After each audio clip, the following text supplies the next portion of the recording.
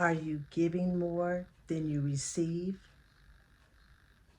Are you getting more than you deserve? Let's talk about being spoiled today on Life Starring Deb.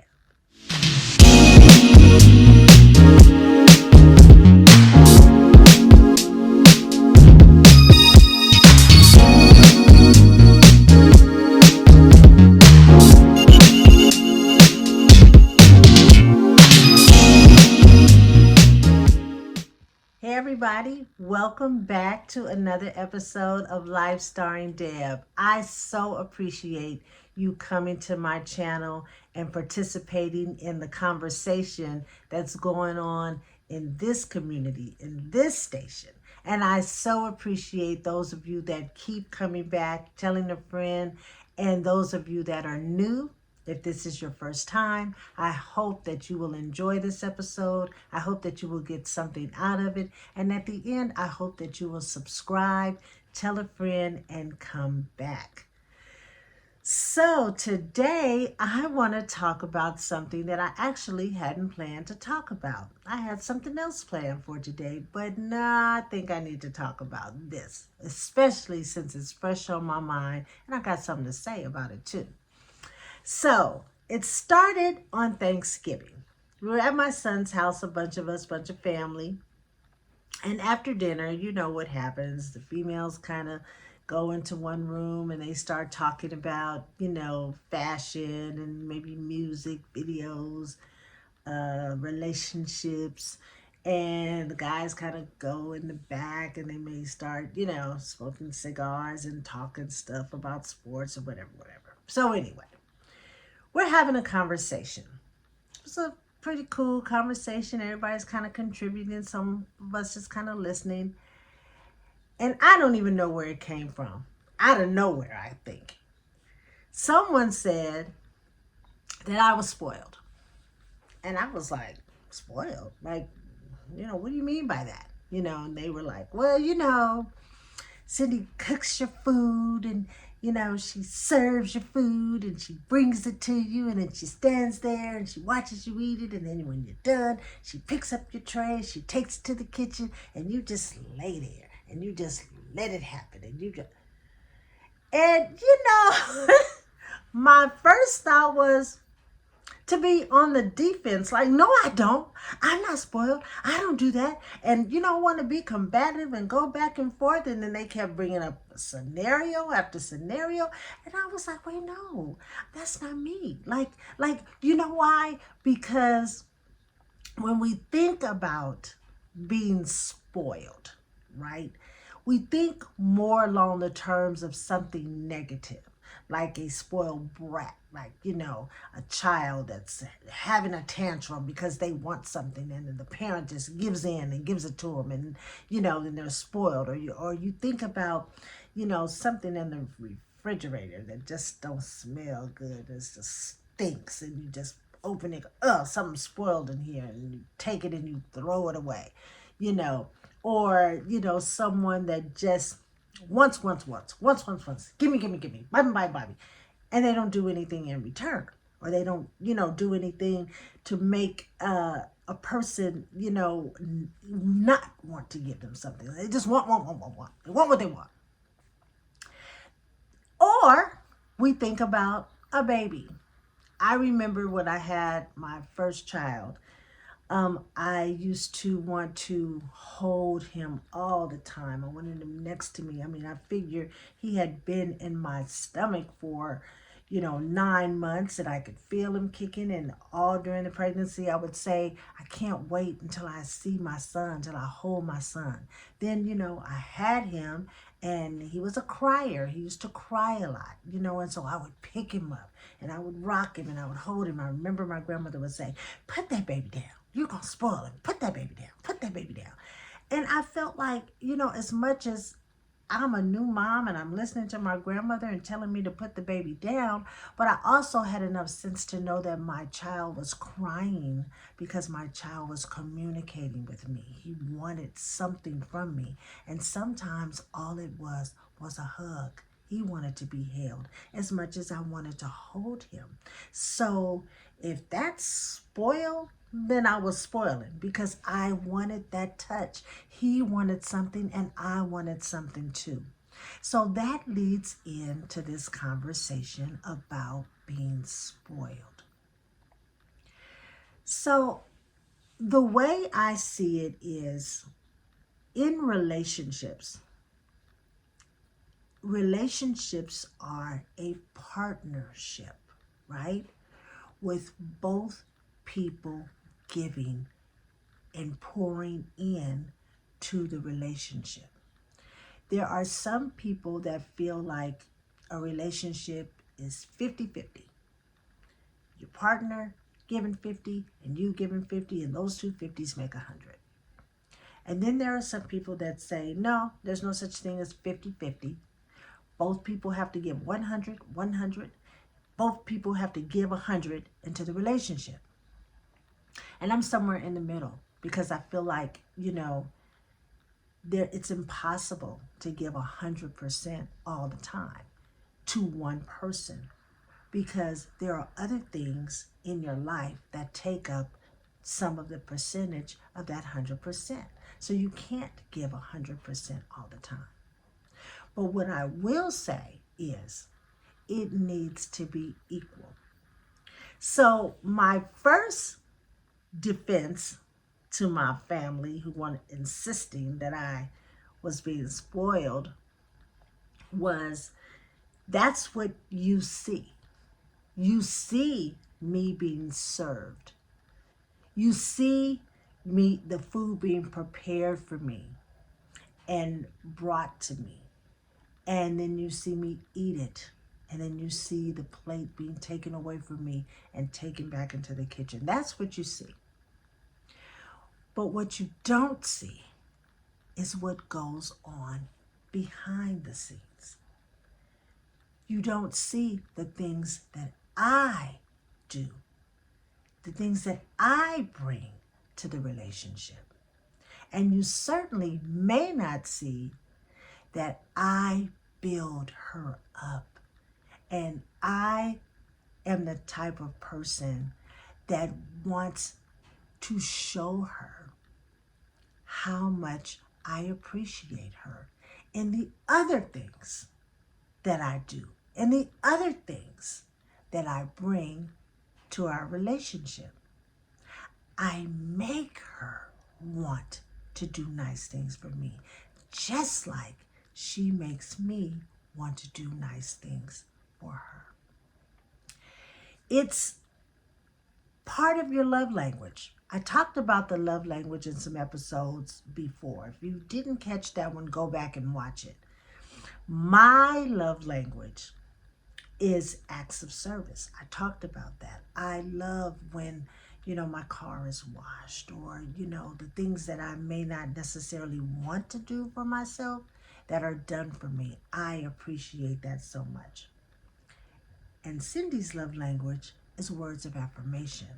So as much as she is preparing the meal, serving the meal and bringing me the meal and then taking the plates up, she also loves the fact that I will say, that was an amazing dinner, or that breakfast was spot on, or whatever it is. I'm building her. She knows that that is what she loves. I love to eat it and receive it, and she loves to cook it and prepare it and then hear that it was good. So you have to get to know your partner, and you have to understand that both of you have to pour into the relationship. Both of you have to spoil each other, so to speak. And I'm not even really talking about being spoiled in a bad way. I don't even like the word spoiled. I'd rather substitute that word spoil with lucky, blessed, things like that, because it takes two.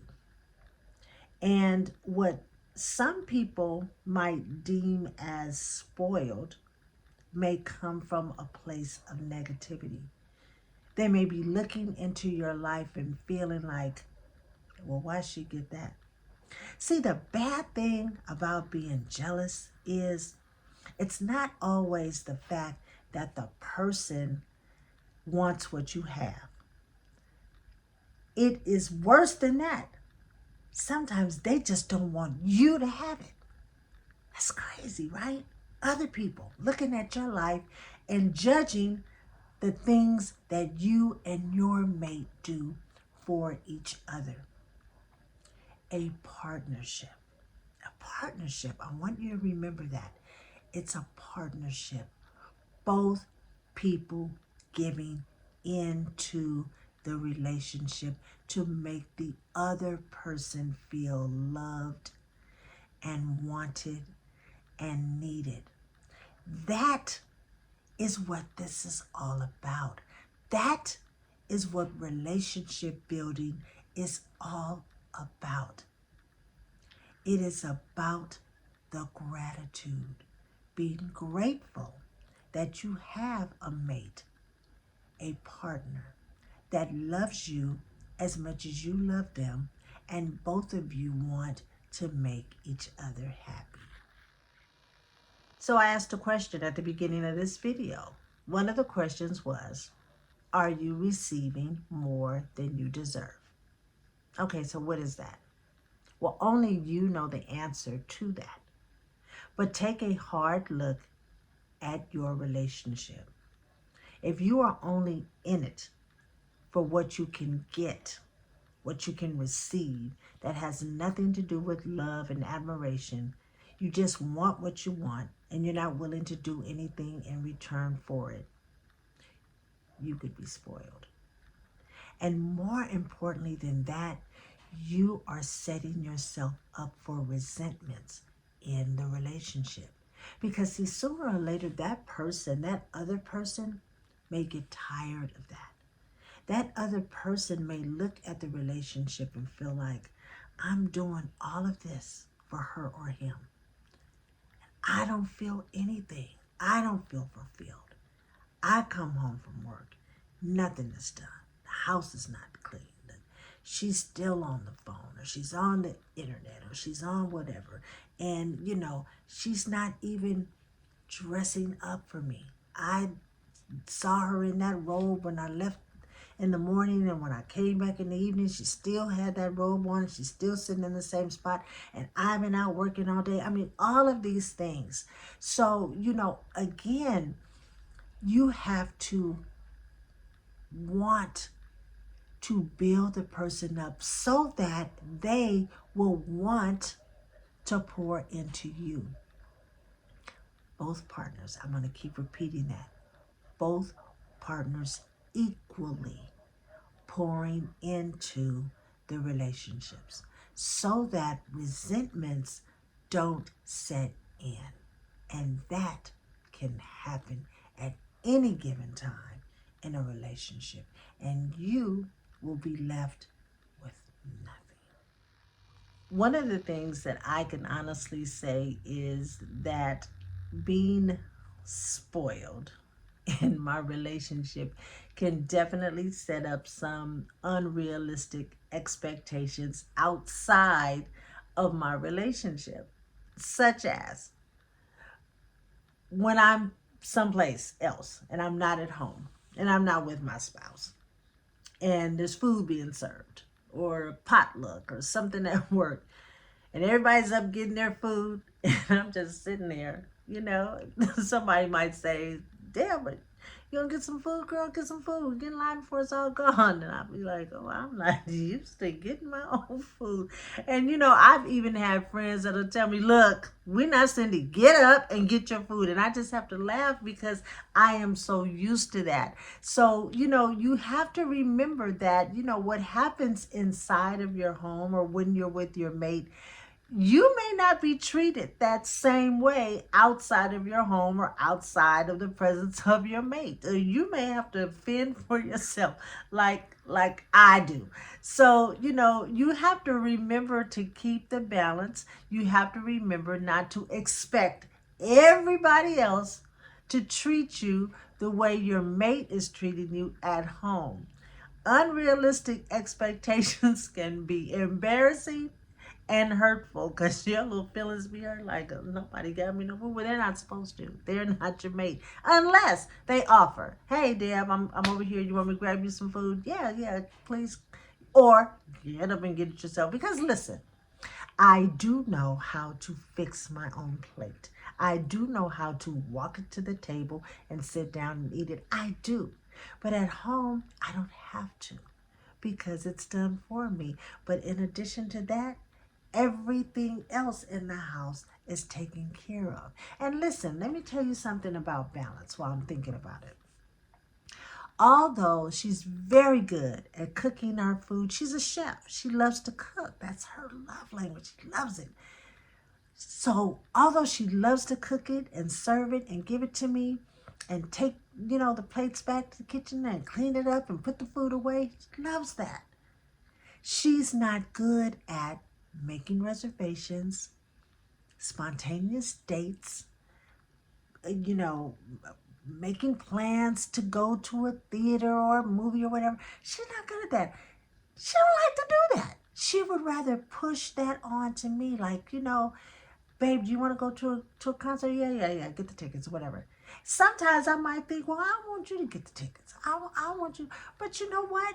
That is not where she excels. That is not where she is comfortable. And that is exactly where I'm comfortable. That is exactly what I love to do. So why not do it? Again, a partnership, understanding the strengths and the weaknesses in both partners. So what difference does it make who makes the reservation or who buys the tickets or whatever when you're in a relationship? It doesn't make a difference. What does make the difference is that you get to go. And you get to go and you get to have a good time and you get to experience each other and you're making memories. That is what's most important, not who made the reservation. Just go to the restaurant and sit down and enjoy the meal together. That is what it's all about. So, what I'm saying is, it is not a one size fits all. What works in your house may not work in someone else's house. But the point I want you to realize is understand your house. Understand it. And pick up on things that may be telling you that you may not be giving as much in the relationship as you should be. Check on your relationship. Have conversations. You can ask a simple question of, are you happy? And if there's a pause or, yeah, I'm happy, then dig a little deeper. How do I make you happy? What more can I do to let you know how much I love and appreciate you? If that's what you want. Now, if you just want, gimme, can I? Sooner or later, that will end. Because no one can keep up that pace in a relationship where they are not receiving anything, and they walk away empty. No one is going to stand for that for a long time. So I'd like to leave you with this. Gratitude goes a long way. And when you recognize the love behind the gesture, you will realize that that is what nourishes your relationship. So that is today's episode. Thank you so much for tuning in. Don't forget to like, share, and tell a friend about the Life Starring Deb community, where we are talking about things that pertain to us. Aging gracefully, aging with wisdom, and having fun while we do it. Until we meet again, take care and be good to you.